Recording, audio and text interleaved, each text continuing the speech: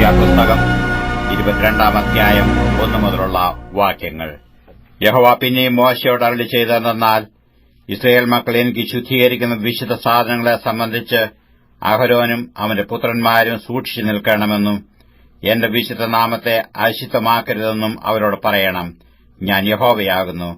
നീ അവരോട് പറയേണ്ടതെന്നാൽ, നിങ്ങളുടെ തലമുറകളിൽ നിങ്ങളുടെ സകല സന്തതിയിലും ആരെങ്കിലും അശുദ്ധനായിരിക്കുമ്പോൾ ഇസ്രായേൽ മക്കൾ യഹോവയ്ക്ക് ശുദ്ധീകരിക്കുന്ന വിശുദ്ധ സാധനങ്ങളോട് അടുത്താൽ അവനെ എന്റെ മുമ്പിൽ നിന്ന് ഛേദിച്ചു കളയണം. ഞാൻ യഹോവയാകുന്നു.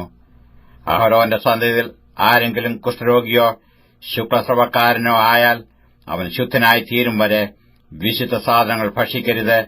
ശവത്താൽ അശുദ്ധമായ യാതൊന്നും തൊടുന്നവനും ബീജസ്ഖലനം ഉണ്ടായവനും അശുദ്ധി വരുത്തുന്ന യാതൊരു ഇഴജാതിയെ എങ്കിലും വല്ല അശുദ്ധിയും ഉണ്ടായിട്ട് അശുദ്ധി വരുത്തുന്ന മനുഷ്യനെ എങ്കിലും തൊടുന്നവനും ഇങ്ങനെ തൊട്ടു തീണ്ടിയവൻ സന്ധ്യ വരെ അശുദ്ധനായിരിക്കണം. അവൻ ദേഹം വെള്ളത്തിൽ കഴുകിയല്ലാതെ വിശുദ്ധ സാധനങ്ങൾ ഭക്ഷിക്കരുത്. സൂര്യൻ അസ്തമിച്ച ശേഷം അവൻ ശുദ്ധനാകും. പിന്നെ അവന് വിശുദ്ധ സാധനങ്ങൾ ഭക്ഷിക്കാം. അത് അവന്റെ ആഹാരമല്ലോ. താനെ ചത്തതിനെയും പറിച്ചു കീറിപ്പോയതിനെയും തിന്നിട്ട് തന്നെത്താൻ അശുദ്ധമാക്കരുത്. ഞാൻ യഹോവയാകുന്നു. ആകയാൽ അവർ എന്റെ പ്രമാണങ്ങളെ നിസ്സാരമാക്കി തങ്ങളുടെ മേൽ പാപം വരുത്തുകയും അതിനാൽ മരിക്കുകയും ചെയ്യാതിരിപ്പാൻ അവ പ്രമാണിക്കണം.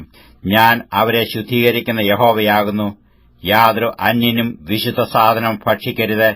പുരോഹിതന്റെ അടുക്കൽ വന്നു പാർക്കുന്നവനും കൂലിക്കാരനും വിശുദ്ധ സാധനം ഭക്ഷിക്കരുത്. എന്നാൽ പുരോഹിതൻ ഒരുത്തനെ വിലയ്ക്ക് വാങ്ങിയാൽ അവനും വീട്ടിൽ പിറന്നുണ്ടായവനും ഭക്ഷിക്കാം. അവർക്കു അവന്റെ ആഹാരം ഭക്ഷിക്കാം. പുരോഹിതന്റെ മകൾ അന്യകുടുംബക്കാരന് ഭാര്യയായാൽ അവൾ വിശുദ്ധ സാധനങ്ങളായ വഴിപാടൊന്നും ഭക്ഷിക്കരുത്. പുരോഹിതന്റെ മകൾ വിധവയോ ഉപേക്ഷിക്കപ്പെട്ടവളോ ആയി സന്തതിയില്ലാതെ അപ്പന്റെ വീട്ടിലേക്ക് തന്റെ ബാല്യത്തിലെന്ന പോലെ മടങ്ങിവന്നാൽ അവൾക്കു അപ്പന്റെ ആഹാരം ഭക്ഷിക്കാം. എന്നാൽ യാതൊരു അന്യനും അത് ഭക്ഷിക്കരുത്. ഒരുത്തൻ അബദ്ധവശാൽ വിശുദ്ധ സാധനം ഭക്ഷിച്ചുപോയാൽ അവൻ വിശുദ്ധ സാധനം 5-1 കൂട്ടി പുരോഹിതന് കൊടുക്കണം. ഇസ്രായേൽ മക്കൾ യഹോവയ്ക്ക് അർപ്പിക്കുന്ന വിശുദ്ധ സാധനങ്ങൾ അശുദ്ധമാക്കരുത്. അവരുടെ വിശുദ്ധ സാധനങ്ങൾ ഭക്ഷിക്കുന്നതിൽ അവരുടെ മേൽ അകൃത്യത്തിന്റെ കുറ്റം വരുത്തരുത്. ഞാൻ അവരെ ശുദ്ധീകരിക്കുന്ന യഹോവയാകുന്നു.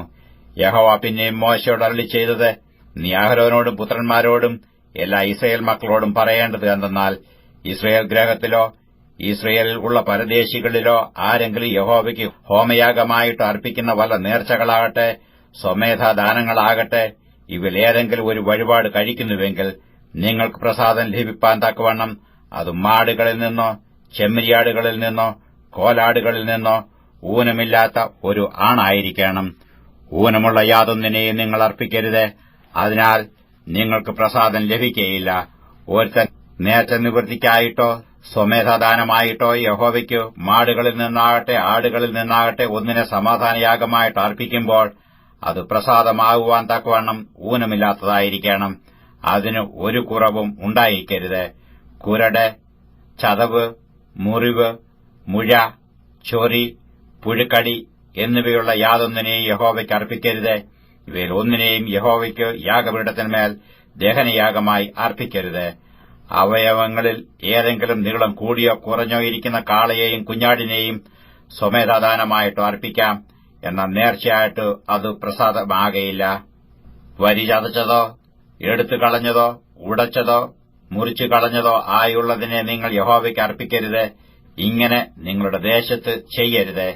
അന്യന്റെ കൈയിൽ നിന്ന് ഇങ്ങനെയുള്ള ഒന്നിനെയും വാങ്ങി നിങ്ങളുടെ ദൈവത്തിന്റെ ഭോജനമായിട്ട് അർപ്പിക്കരുത്. അവയ്ക്ക് കേടും കുറവും ഉള്ളതുകൊണ്ട് അവയാൽ നിങ്ങൾക്ക് പ്രസാദം ലഭിക്കുകയില്ല.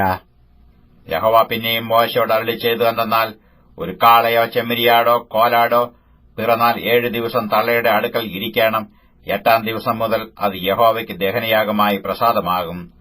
പശുവിനെയോ പെണ്ണാടിനെയോ അതിനെയും കുട്ടിയെയും ഒരു ദിവസത്തിൽ അറുക്കരുത്.